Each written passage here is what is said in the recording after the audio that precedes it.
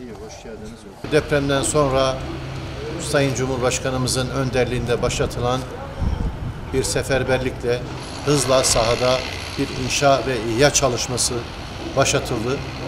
Burası da Malatya Yeşilyurt Merkez İlçe Yeşiltepe Mahallesi Yeşilevler bölgesi. Burası 9 blok 15 katlı bir alandan oluşan bir siteydi.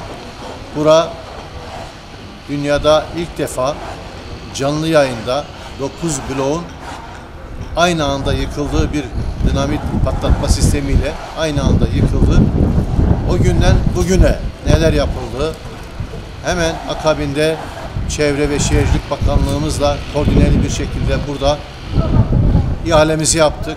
2024'ün Temmuz'un başında burada inşa faaliyeti başladı. Bugün gördüğünüz gibi Mart'ın ortalarındayız. 2025'te çok şükür tüm alanlarda bir inşa faaliyeti bitmek üzere gördüğünüz gibi. İnşa faaliyetimizin, inşa sürecimizin %70'i tamamlanmış durumunda.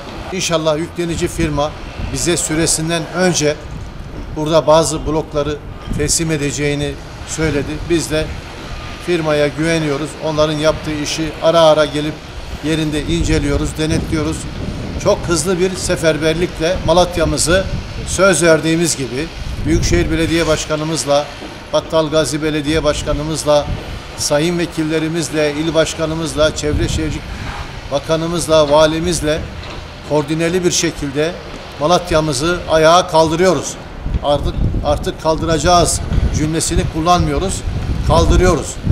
İnşallah 2026'nın ortalarına geldiğinde Malatya'mızda tüm alanlarda inşa ve ihya süreci tamamlanmış olacak.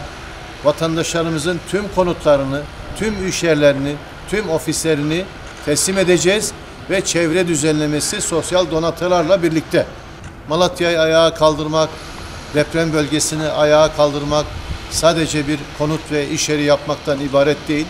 Biz tüm alanlarda sanat, kültür, spor, her alanda, tarih alanında da şehrimizi ayağa kaldırmak için seferberlik ilan ettik.